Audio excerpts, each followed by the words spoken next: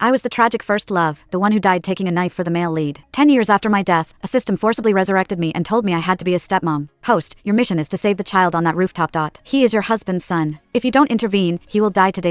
I didn't want to watch someone die, but I've been spoiled and headstrong my whole life. So, I strode over in my stilettos and gave him a light nudge with my foot. You're just as pathetic as your father. What's with all this melodrama? Where is your dad, anyway? Get him on the phone. Tell him to come pick me up. The kid just stared at me, then looked around as if I were a ghost that had materialized in broad daylight. In the end, he didn't ask anything, just lowered his head again. I couldn't stand his defeated posture. I ran a hand through my hair in frustration and snatched his phone. You know your dad's number? The call log and notifications were completely empty. Not even a single spam text. He fumbled for a moment before slowly typing in a number. The phone barely rang once before the call was disconnected, leaving a series of hollow beeps. I frowned. The nerve of that Patrick Shaw. He's really gotten bold, ignoring calls now. The kid, however, showed no reaction. He just stood beside me in silence, a perfect little statue. After 8 consecutive calls, someone finally answered. A woman's voice. This is Patrick Shaw's office. He's busy. And then she hung up, not even giving me a chance to curse her out. I was so angry I wanted to smash the phone, but the kid tugged on my sleeve. I forced myself to calm down. It's fine, sweetie. I'll take you to find Patrick and we'll settle this. The kid just kept holding my sleeve, looking dazed. After a long pause, he managed to choke out a few words. Don't want to be a bother. Those words completely deflated my anger. I sighed in resignation. Then let's go back. Once we were in the car, I studied him for a while. Your name is Sam? MHM. I asked the system again. Is he really Patrick Shaw's son? According to the rules of your human world, yes. I accepted my fate and started trying to be a decent stepmom, making conversation with Sam. I asked him what he liked to eat. He said anything was fine. I asked him what he liked to play. He didn't answer. I asked him why he was on the rooftop. He turned away from me. I finally lost my patience, pulled him into my lap, and asked if Patrick knew he was playing Let's Jump Off the Roof. Only then did he slowly lift his head like a little robot and say, enunciating each word carefully, Dad's busy. Don't want to be a bother. I felt a lump of frustration rise in my throat. Was don't want to be a bother the only phrase he knew? How on earth had Patrick raised his son to be like this? The system quietly tried to comfort me. Host, don't be so harsh. The child is just too considerate. He keeps everything bottled up inside.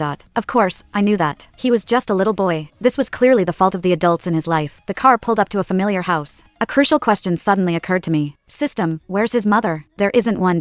Isn't one? The moment I stepped through the front door, I felt a sense of disorientation, as if I had just gone out for a walk instead of being gone for 10 years. The coat I had carelessly hung in the entryway was still there, perfectly preserved without a single wrinkle. There was no sign of another woman's presence in the entire house, except for a green hairpin on the console table. I went upstairs, my feet finding their way easily, and opened the door to my old room. It was exactly as I had left it. When I came back downstairs, Sam was gone. I searched everywhere and finally found him in a corner of the living room. He had unearthed a calculus workbook thicker than a brick and was methodically working through the problems. He was so well behaved it was terrifying. Is he always like this? I asked the system. MHM. For the son of Patrick Shaw, not being exceptional is also a form of being a bother.